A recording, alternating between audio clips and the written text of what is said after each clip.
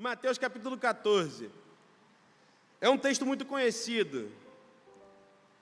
Mateus 14, a partir do verso 22, que eu quero ler com você. Eu já tive a oportunidade de estar pregando esse texto sobre outro aspecto aqui, falando sobre a questão da dúvida e da distração. Mas hoje eu queria tentar, com o coração muito em Deus, trazer uma palavra de desafio para a sua vida. A gente está diante de um ano que tem muita coisa sendo falada, são muitas expectativas, muita gente dizendo como vai ser o futuro.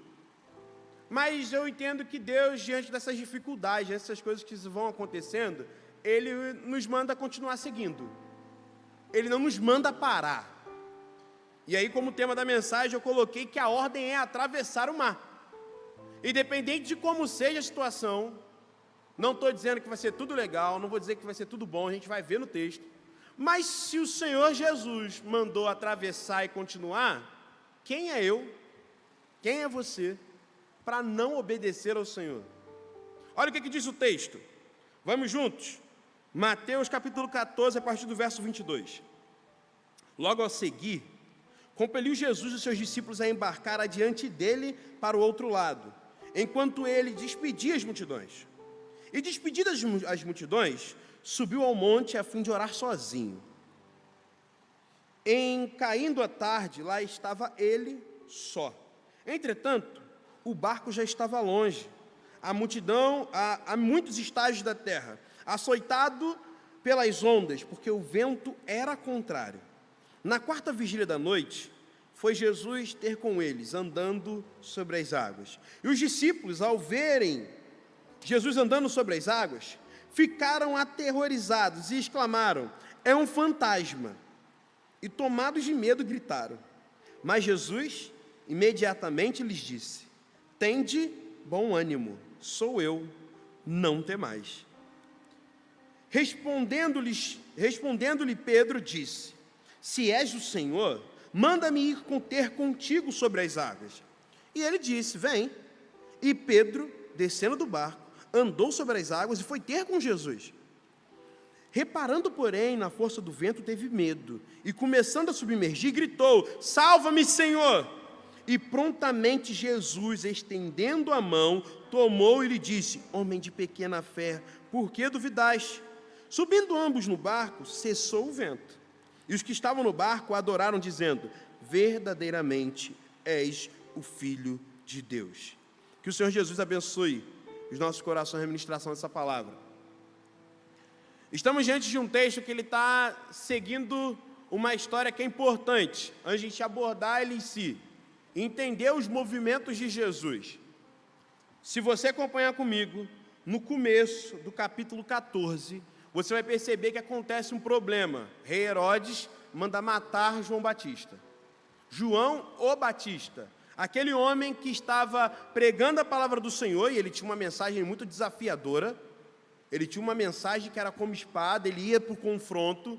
É nessa situação que João Batista se encontra, porque ele falou algumas coisas sobre o rei Herodes, e o rei prendeu ele. Nessa situação de ser preso, estava o rei comemorando a sua festa, tudo tranquilo acontecendo, e ele promete dar uma parte do reino para aquela menina que estava dançando para ele. E a menina, induzida pela sua mãe, pede a cabeça do profeta João Batista. João Batista morre.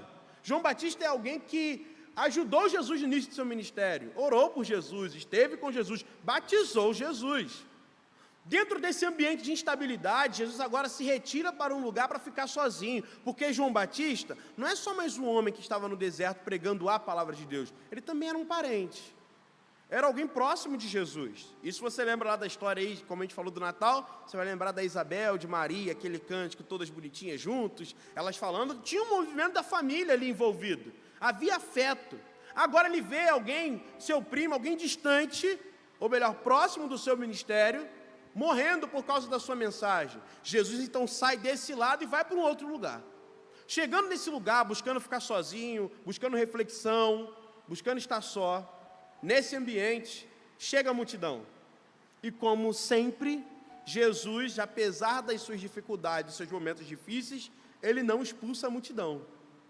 Ele acolhe aquelas pessoas que estão à sua volta, e aí acontece aquela cena maravilhosa da multiplicação de pães e peixes. Jesus alimenta toda aquela multidão. Os discípulos acabaram de presenciar 5.000 pessoas, 5.000 homens e muito mais pessoas que tinham naquele ambiente, recebendo alimento por meio de Jesus, que ele faz uma oração, pega aquilo que tinha, aparentemente pouco, ora ao Pai, dá graças a Deus, e agora as pessoas são alimentadas. No Evangelho de João, capítulo 6, onde narra a mesma história, vai dizer para a gente que quando Jesus acaba de fazer esse milagre, uma situação acontece. O povo começa a olhar para Jesus, identificar em Jesus o profeta.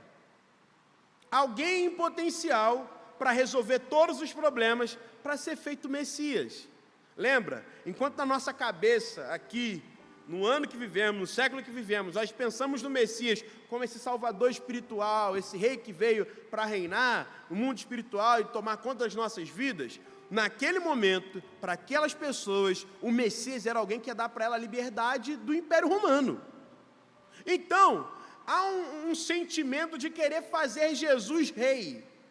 É nesse momento onde tudo isso está acontecendo, que Jesus vai insistir com seus discípulos, e eu gosto do que está registrado aí no verso 22 do capítulo 14, que vai falar que Jesus compeliu eles, Jesus insistiu com eles, Jesus constrangeu os discípulos e os forçou a atravessar para o outro lado. Talvez porque Jesus estava com certo receio de todo aquele movimento, os discípulos em contato com a multidão, aquilo virasse uma rebelião, as pessoas se revoltassem, alguma coisa dessa natureza acontecesse, então ele dispersa os discípulos e fica só despedindo a multidão. Esse é um ponto de vista. Porém, é interessante que Mateus, quando está escrevendo o seu texto, ele mostra para a gente que nos versos 34, 35 e 36, há um motivo para Jesus chegar também do outro lado. Por quê? Sei que tem toda essa questão política envolvida, mas o ministério do Cristo não poderia ser paralisado. O ministério de Jesus, o Cristo, o Filho de Deus, que tira o pecado do mundo, não pode ser paralisado. É nessa situação que acontece o quê? Quando os discípulos atravessam para o outro lado do mar, chegando naquela localidade, olha o que diz o verso 34, 35 e 36, acompanha comigo aí, por favor, com a sua Bíblia aberta. Então, estando lá do outro lado, chegaram à terra de Genezaré. Reconhecendo os homens daquela cidade, mandaram avisar a toda a circunvizinhança e trouxeram-lhe todos os enfermos. E lhe renovaram e lhe rogavam, que ao menos pudessem tocar nas orlas de suas vestes. E todos que tocaram ficaram sãos. E Jesus está cumprindo mais uma vez o seu ministério enquanto Cristo. Ele atravessa para o outro lado, porque do outro lado ainda tem missão, ainda tem algo que precisa ser feito. Existe uma multidão de pessoas que precisam ser curadas. Existem enfermos que precisam ficar sãos. Esse é o propósito de Jesus. Apesar das pessoas montarem uma agenda humana e política para Jesus, Jesus não está ligando para essa agenda, porque ele tem uma agenda do reino de Deus, do Pai dele que está nos céus, ele tem uma agenda a cumprir, uma ordem a viver, e isso fica registrado, que é muito interessante. Por que eu falo isso? Porque em Lucas, capítulo 4, vai falar que um belo dia Jesus entrou na sinagoga, e quando Jesus entra na sinagoga, ele pega o livro do profeta Isaías, e ele vai dizer algo interessante. Ao pegar aquele livro, ele vai abrir no texto, isso está registrado em Lucas capítulo 4, versos 18 e 19, e ele vai ler aquilo que o profeta Isaías tinha dito a respeito dele, que o Espírito do Senhor está sobre mim, pois ele me ungiu para trazer boas novas aos pobres, enviou-me para anunciar aos cativos que eles serão soltos, os cegos verão, os oprimidos serão libertos, e que é chegado o tempo, o ano aceitável do Senhor. Jesus tem um propósito a ser cumprido com a sua vida, e ele não abre mão disso. Diante daquela situação que está acontecendo, João Batista morto, uma pressão de ser feito rei, Jesus vai insistir com seus discípulos que é necessário atravessar para o outro lado. Constrangê-los que é necessário atravessar aquele lago para que a mensagem, a palavra do Senhor, o propósito do divino do Senhor continue sendo pregado. E quando eu olho para isso, isso me deixa algo muito claro no meu coração. Nós montamos agendas, nós criamos as nossas dinâmicas de vida, mas existe sobre a nossa vida, sobre a nossa agenda, a vontade de Deus. E a agenda de Deus é mais importante do que a minha agenda. A vontade de Deus está sobre a minha. Nós oramos não para convencer Deus da minha vontade, mas é para que o meu coração seja convencido da vontade dele que já está estabelecida no céu. E é nesse caminho que nós precisamos ir. A ordem é atravessar para o outro lado, por quê? Porque existe algo a ser feito. Existe alguém que precisa ser alcançado. Existe um enfermo que precisa ser curado. Existem doentes que precisam ouvir. Existem oprimidos que precisam ser libertos. Existem pessoas que precisam ouvir que o ano aceitável do Senhor chegou. E esse é o desafio.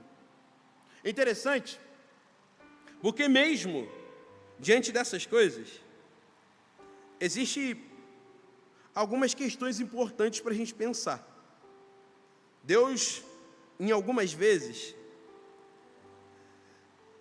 é necessário que Ele nos empurre para atravessar o mar. Sabe por quê? Ficar do lado que Jesus estava, onde Ele fez a multiplicação de pães e peixes, era confortável, era tranquilo, estava pronto. 5.000 pessoas, todos, ou mais, 5.000 homens, sem contar as outras pessoas que tinham juntos, comeram. Se Jesus estivesse buscando uma glória terrena, ali ele tinha reconhecimento, ele era popular ali no meio daquelas pessoas, estava tudo tranquilo. Por que ele sairia daquele lugar e passaria para o outro lado? Se ele tivesse comprometido apenas com a sua agenda, isso era suficiente, porque essas não são as glórias que os homens buscam: reconhecimento dos outros, riqueza, fama, popularidade, influência. Jesus tinha essas coisas.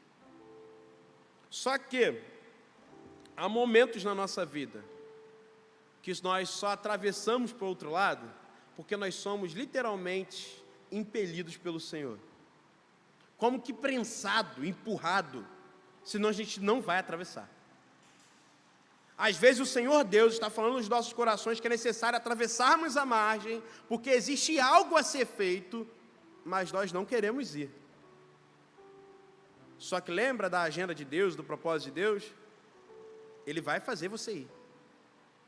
Lembra do Jonas? Só abrindo parênteses aqui. Lembra do Jonas? Eu não quero ir. Tudo bem, Jonas. Você vai.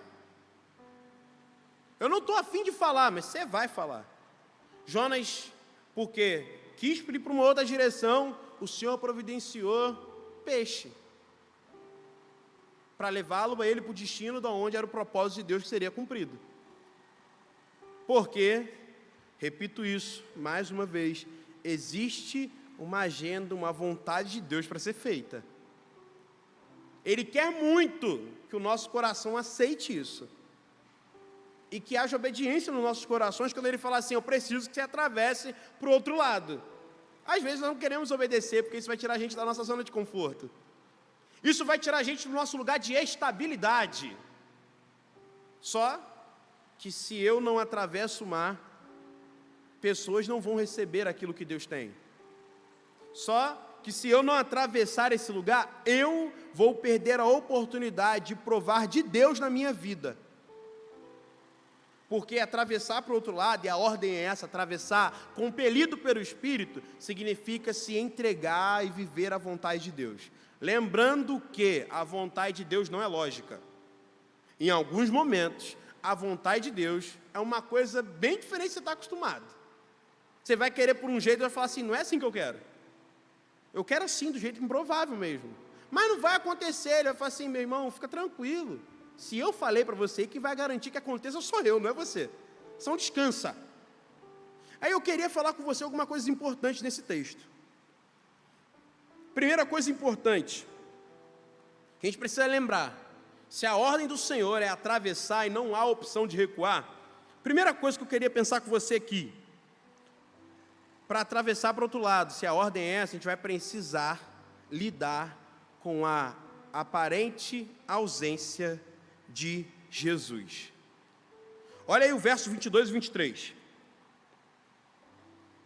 E logo em seguida, compeliu Jesus aos discípulos a embarcar e passar adiante dele para o outro lado. Enquanto ele despedia as multidões, despedidas as multidões, subiu ao monte a fim de orar sozinho. E caindo a tarde, estava ele só. Os discípulos precisaram entrar no barco e seguir, sem a presença de Jesus, simplesmente confiando na palavra que Jesus deu, de que era necessário atravessar. Quando eu penso nisso, e aí para tentar aqui montar para a gente um cenário para ficar mais fácil, para a gente assimilar esse ponto, lembra de Abraão? Nosso irmão Douglas falou isso aqui na ministração, Gênesis capítulo 12, Deus aparece para aquele homem e fala assim, sai da tua parentela, sai do lugar que você está, e vai para a terra que eu vou te mostrar. Vou te abençoar, serei com você, eu vou estar contigo em todas as situações. O que o texto vai dizer para a gente? Gênesis capítulo 12, você vai lendo mais abaixo. Abraão juntou seu acampamento e foi embora. Deus não deu um mapa. Deus não falou, não, você vai para tal cidade ali, fica lá que depois eu vou dizer para onde você vai. Negativo. O Senhor Deus simplesmente falou, sai, viva na minha dependência e orientado pela minha palavra. Nós, muitas das vezes, queremos buscar do Senhor uma orientação clara, querendo que Ele desenhe para a gente o que vai acontecer. Quando fazemos isso, sabe o que acontece? Nós paramos de confiar na ordem que já foi liberada pelo Senhor. Precisamos confiar na palavra de Deus. Mesmo que a situação não seja aparentemente legal, mesmo que não apareça não ter caminhos para a gente, se Ele falou que vai, eu só tenho que me colocar disponível e obedecer. Eu fiquei pensando um tempo desse, que a gente fala muito sobre o que é maturidade cristã. E dentro das coisas que eu estava pensando, dos meus raciocínios, uma das coisas que ficaram bem sublinhadas para o meu coração é a seguinte, que maturidade cristã não tem nada a ver com o tempo que você tem de igreja, mas tem a ver com o tempo de resposta que você tem em obediência. Se Deus falou para você, vá, e você demora muito aí, isso significa que você não está plenamente maduro. Se Deus disse faz e você não faz, isso significa que você não está plenamente maduro. Porque quem é maduro em ouvir a voz de Deus, obedece. Simplesmente obedece à ordem do Senhor. Não questiona. Entende o que Ele tem. Porque você conhece o coração de Deus. Você sabe quem Ele é. E se Ele deu uma palavra, você vai seguir. Precisamos aprender a depender mais da palavra do Senhor.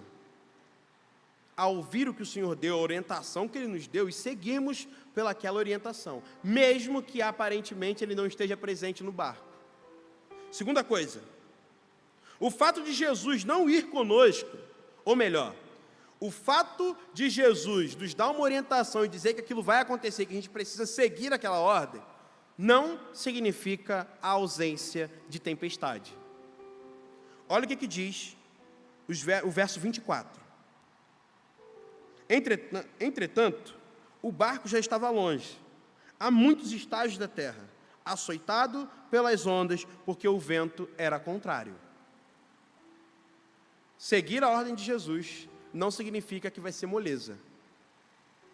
Porque muitos de nós pensamos que porque o Senhor falou alguma coisa, vai acontecer fácil. Mas não vai. Existe uma tempestade. Haverá resistência. O texto diz para a gente que o vento era contrário. Podia ser muito moleza. Aqueles caras atravessassem, chegavam do outro lado e faziam a missão que precisava ser feita. Só que não. Sabe por que não?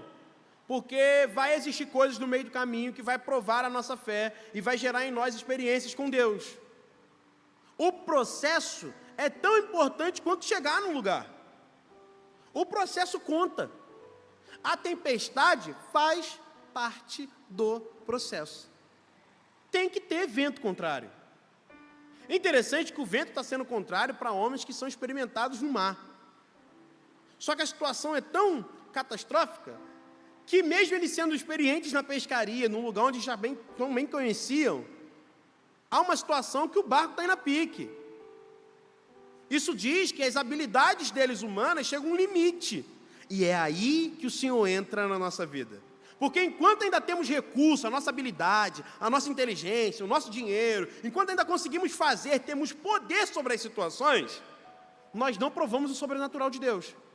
Mas aí é quando você não tem mais possibilidades e recursos humanos para fazer alguma coisa, você vai depender totalmente do Senhor e da fé para continuar seguindo naquilo que Deus mandou você fazer. Lembra, vai ter resistência. Obedecer ao Senhor, cumprir a palavra do Senhor, terá dificuldade. Se nós não prestarmos atenção nisso, a gente vai ficar frustrado com Jesus. Frustrado por uma coisa que Jesus não disse que faria. Ele só falou que era para atravessar. Ponto. Ele não revelou os mistérios do mar, mas ele garante a presença dele com a gente. Amém? 3. Haverá momentos que nós vamos ter que tomar cuidado com a nossa mente. Sabe por quê? Ela pode trazer distorções sobre a realidade. Verso 25 e 26. Olha o que o texto diz. Na 4ª vigília da noite, foi Jesus ter com eles andando sobre as águas, andando sobre o mar. E os discípulos, ao vê-lo andando sobre as águas, ficaram aterrorizados e exclamaram: é um fantasma! E ficaram tomados de medo e começaram a gritar.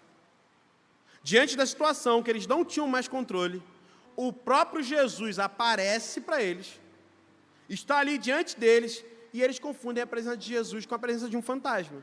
Sabe por quê? A situação acabou de sair do controle deles. Comigo é assim, eu não sei se você é. Quando a situação sai do nosso controle, a gente fica um pouco com medo, a nossa realidade às vezes fica um pouco distorcida. Nós olhamos para algumas coisas, nós tentamos buscar um lugar para se apoiar, nós buscamos entender a situação, mas nem sempre a situação que está à nossa frente é lógica. E a nossa cabeça produz muitas coisas. Às vezes, como nós estamos num momento difícil da nossa vida, qualquer comentário, qualquer uma pessoa que está falando uma com a outra e olhando para você, você chega num lugar, você acha que um comentário é sobre você. As pessoas estão nem lembrando de você, elas nem sabem quem é tu. Mas você ficou ofendido, porque te olharam e não falaram com você. Não é porque a situação do lado de fora está ruim, não, é porque a situação do lado de dentro está conturbada. Isso mostra para a gente uma coisa: precisamos cuidar da nossa mente e do nosso coração no meio das adversidades da vida. Senão, com toda certeza, meus amados irmãos, vamos afundar. É claro, a gente vai ver isso presente na vida de Pedro. Pedro, no meio dessa situação toda, dá uma palavra e fala: Senhor, se é você, eu quero ir aí. Pedro vai viver a experiência magnífica de andar sobre as águas. Ele faz isso. Enquanto ele está olhando com os olhos fixos em Jesus, ele está andando sobre o mar. Isso está no texto. Verso 28. Enquanto ele está andando sobre as águas. Respondeu Pedro: se tu és o Senhor, manda-me ir contigo sobre as águas. E Jesus disse: vem. E Pedro, descendo do barco, andou por sobre as águas e foi ter com Jesus. Ele faz algo que não é possível a razão humana compreender. A água se torna um lugar de estabilidade para Pedro andar. Tudo porque ele está caminhando, olhando para Jesus. Com os olhos focados em Jesus. Porém, chega no momento que Pedro começa a olhar o que está acontecendo à volta. O verso de número 30 vai dizer que Pedro olha a força do vento. Quando ele saiu do barco, estava ventando do mesmo jeito. Só que agora, no meio do mar, ele começa a olhar essas coisas. Lembra que eu falei? No meio da tempestade, a gente precisa lembrar disso. No meio das dificuldades, a nossa fé também vai ser provada. Ou melhor, a nossa fé será revelada. Porque é nesse ambiente que a fé de Pedro é revelada diante de Jesus. Pedro começa a caminhar. Tranquilo. Olhei para Jesus, estou seguindo. Agora comecei a reparar no que está à minha volta. Agora era o momento da fé dele ser utilizada. Porque é muito bom quando a gente está assim, surfando na onda do Espírito, e a gente está vivendo o sobrenatural, a gente caminha, né? A gente desafia o diabo, a gente ora, a gente faz tudo que tem que fazer. Aí parece que chega um momento que a gente pensa num pingo de realidade, a gente fala assim: que loucura é essa que eu estou vivendo? É nessa hora que a sua fé tem que ser exercida. É nesse momento que as coisas têm que acontecer. Lembra? Aquele que caminha por fé, caminha por convicção. Não caminha pelaquilo que vê, mas caminha pelaquilo que crê, pelas convicções que carrega. Pedro, nesse momento, é tocado pela realidade que está à volta dele, daquilo que ele está vendo. E o que isso vai fazer com ele? A fé dele foi revelada. Agora, nesse momento, ele começa a afundar. Porque acabou de mostrar que, mesmo diante das adversidades, olhando à volta, a fé dele, porque desviou o olhar de Jesus, ainda era pequena. Só que Jesus continua sendo um Deus compassivo, bondoso.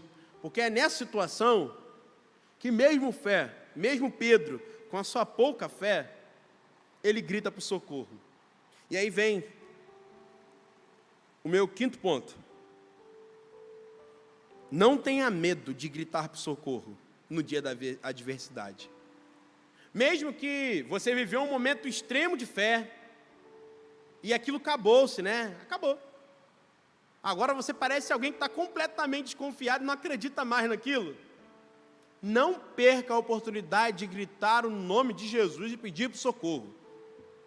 Nós temos a grande bobeira na vida de muitas das vezes pensar que, e isso fica incutido no nosso inconsciente, que Deus só ouve a nossa oração porque a gente tem mérito com Ele, né?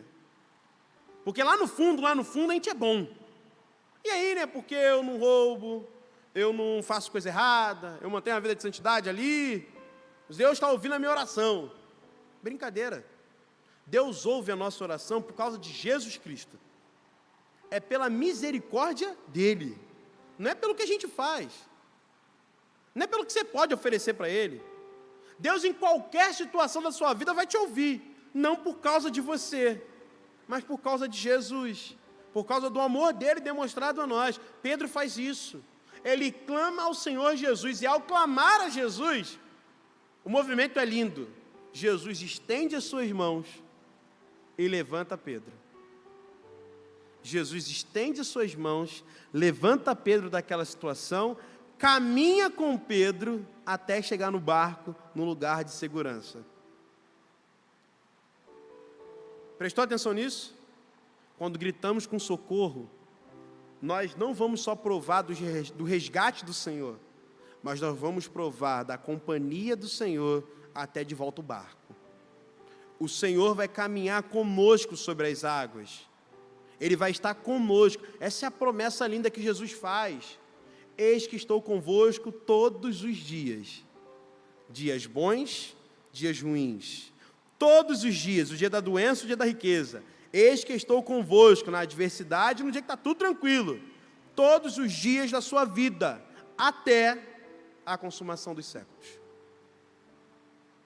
Está ruim a situação? Grite por Jesus. Peça socorro a Ele. E o sexto. Jesus, quando entra com Pedro no barco, ele simplesmente, a presença dele no barco, cessa o vento. Vai comigo, por favor.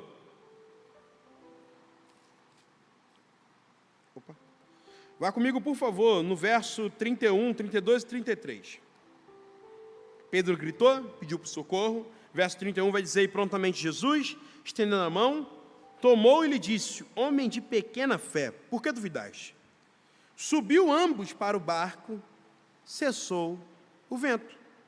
E os que estavam no barco adoraram, dizendo: verdadeiramente és o Filho de Deus. A presença de Jesus coloca em ordem todas as coisas.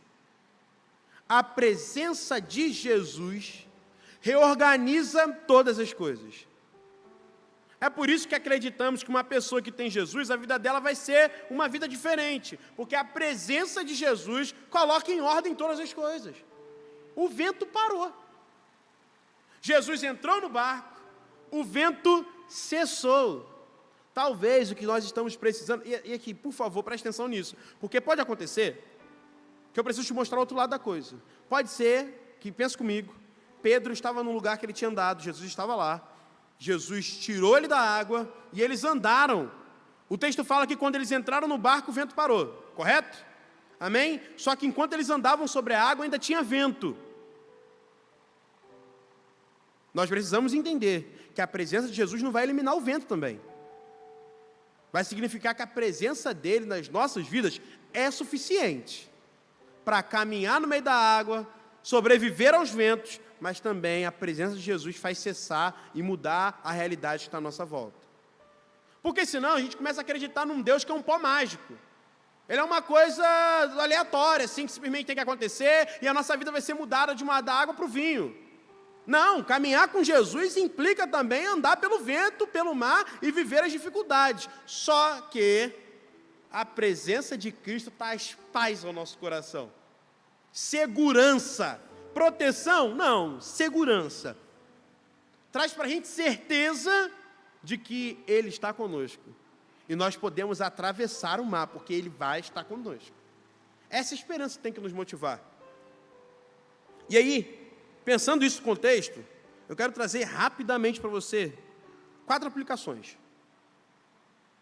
Primeira, se a ordem é atravessar, não se acomode. Se Jesus mandou você atravessar, não se acomode, obedeça. Deixe o Espírito Santo constranger seu coração e mandar você atravessar para o outro lado.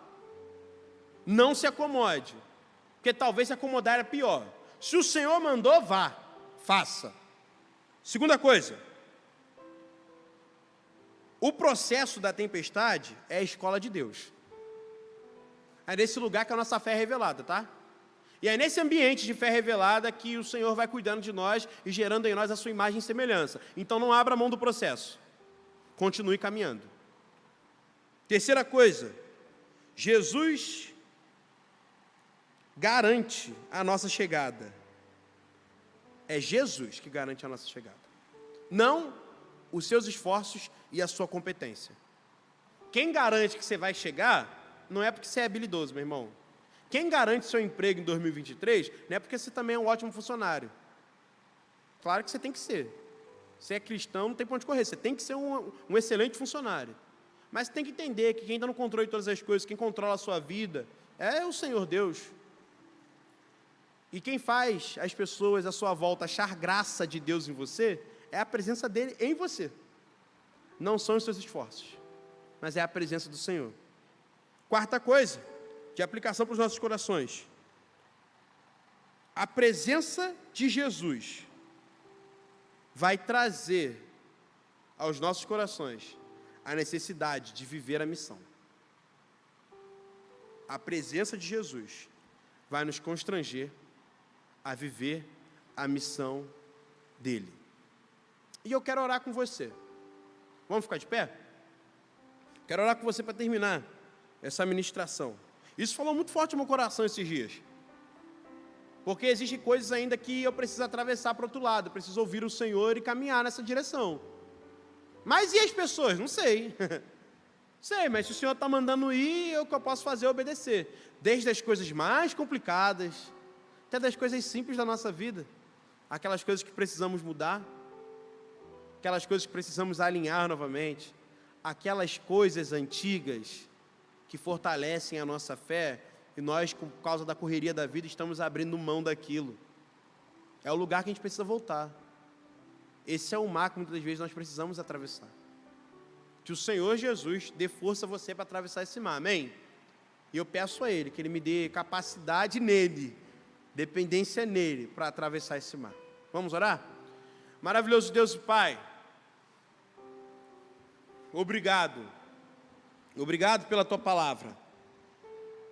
Se a ordem é atravessar, Senhor Jesus, se os limites precisam ser rompidos, se algumas práticas precisam voltar à tona, lembra lá da igreja, Senhor, se o primeiro amor precisa voltar aos nossos corações, a prática das primeiras obras, Senhor, se esses limites precisam voltar à nossa vida, precisam ser rompidos, que a ordem seja atravessar o mar e que o nosso coração tenha a obediência de ouvir a Tua voz e seguir. O Senhor está nos convocando, como a gente tem recebido aqui nesse lugar, que o ano vai ser extraordinário. Não por causa da política, não por causa das questões que estão sendo discutidas, mas porque vai ser um ano que nós vamos passar na Tua companhia. Um ano onde vamos revelar ainda mais a Tua presença. Um ano onde iremos orar mais, iremos nos dedicar mais. Um ano onde iremos realmente refletir a glória de Jesus nos lugares onde vamos estar. Nos ajude, Senhor, a entender quais são os mares que estão à nossa frente, que precisam ser atravessados por nós. E mesmo que no meio do processo, a nossa fé se revele pequena, que a Tua presença esteja lá, Senhor, para nós gritarmos a Tua presença por socorro e sermos acolhidos e abraçados por Ti. Nós Te agradecemos por todas essas coisas, pedindo que o Senhor mexa com nossos corações, aplique essa palavra nas nossas vidas, quem estão aqui, quem está em casa, onde essa mensagem for chegar, para a glória e honra do Teu nome. É o que eu te peço, em nome de Jesus. Amém e amém.